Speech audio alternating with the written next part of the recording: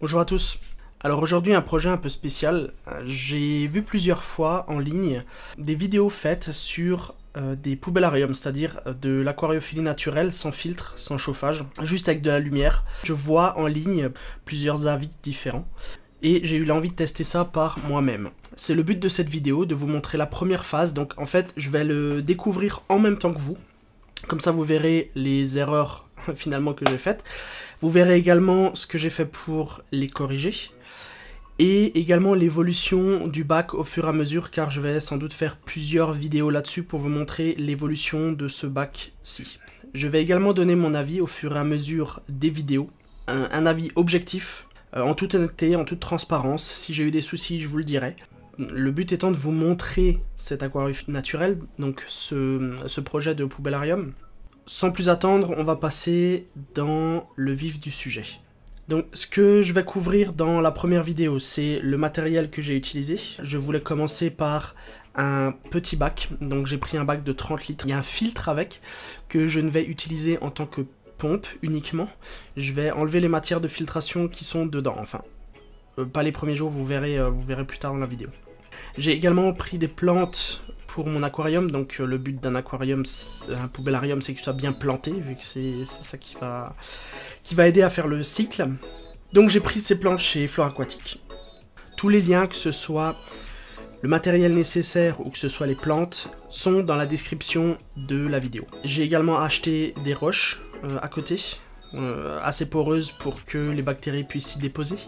J'ai également acheté une racine que je trouvais plutôt sympathique et qui rentre bien dans mon 30 litres. Je vous mets grosso modo tous les liens, tout ce qu'il vous faut dans la description.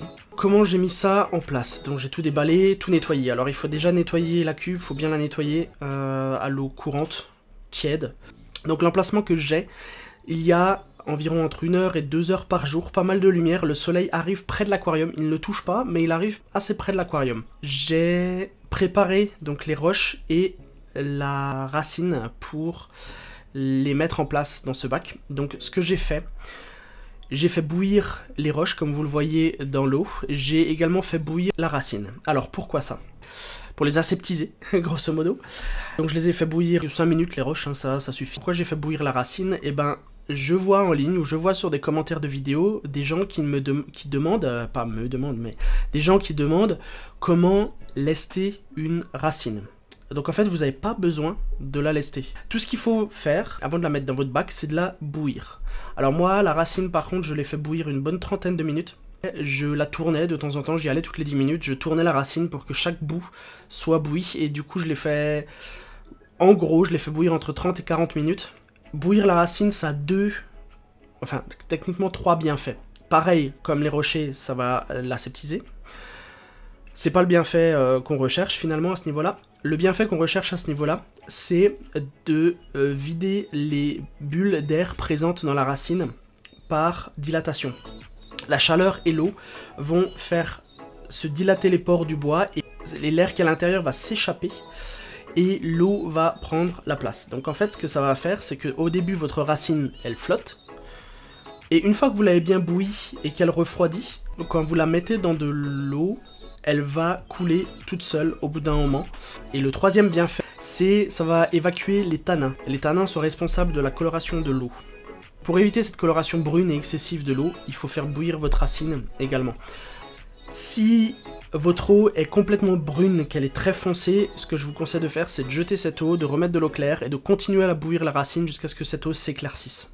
On va d'abord commencer par le fond nutritif. Donc le fond nutritif, ce que j'ai fait une bêtise, finalement. Ça, je vais pas vous le cacher, j'ai fait une bêtise, vous le voyez sur la vidéo. D'habitude, je mets un petit peu d'eau au fond du bac. Quand je dis un petit peu d'eau, c'est même pas remplir le fond d'1 millimètre, hein, c'est juste qu'il y ait un petit peu d'eau. Le fait de filmer, je sais pas ce que j'ai fait. Et en fait, j'ai mis trop d'eau au fond. Donc vous voyez, il y a un demi-centimètre, voire 1 centimètre d'eau au fond, et ça, c'est pas bon du tout. Il ne faut surtout pas faire ça.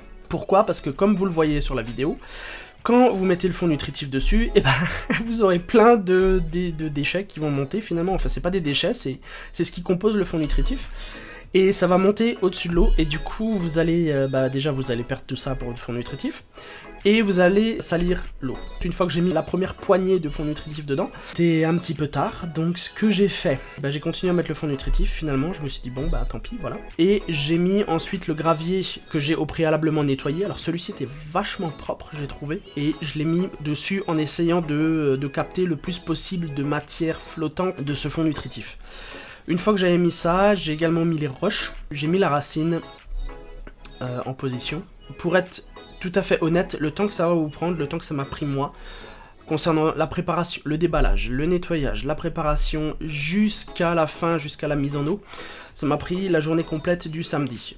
Et j'ai mis toutes les plantes, donc avec les outils, j'ai tout mis en place, donc j'en avais pris pas mal, j'en avais pris plus que ce que vous voyez dans la vidéo. Une fois que les plantes étaient en place, concernant la pompe, les 2 premiers jours, vu que j'ai fait une bêtise quand j'ai mis le fond nutritif, j'avais encore pas mal de choses qui flottaient à la surface ou qui flottaient dans l'eau. Donc ce que j'ai fait, j'ai laissé les matières de filtration dans la pompe pendant les 2 à 3 premiers jours, histoire que ça prenne tout ce qui flotte dans l'eau. Ensuite, j'ai enlevé ces matières de filtration et là ça tourne sans matière de filtration comme vous pouvez le voir dans la vidéo qui tourne maintenant. Donc là, mon bac, ça fait un petit peu plus d'une semaine qu'il tourne. Comme vous le voyez sur la vidéo, j'ai des algues, ce qui est normal pendant la première période de cycle. Je suis en train de surveiller les paramètres de mon eau pour vérifier le pic de nitrite, etc. et d'équilibrer tout ça. Une fois que le pic sera passé, je vais faire un petit changement d'eau et on va voir ce que ça donne. Mais ça, ce sera le but de la prochaine vidéo. Les bactéries de filtration, vu que je n'ai pas de filtre, elles vont se mettre sur les rochers, elles vont se mettre sur les plantes, elles vont se mettre dans les graviers. En tout cas, moi je suis assez content de ce que ça donne en termes d'esthétique. Voilà, alors c'est tout pour cette vidéo là. J'espère que ça vous a plu, j'espère que j'ai été, selon vous, assez honnête envers vous. J'espère également que vous allez liker cette vidéo, que vous allez également vous abonner à ma chaîne si vous voulez suivre le contenu, si vous voulez suivre également cette série.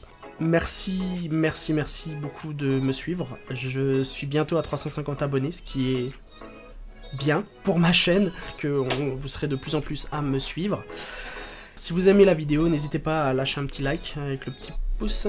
Merci beaucoup, bonne journée et à bientôt.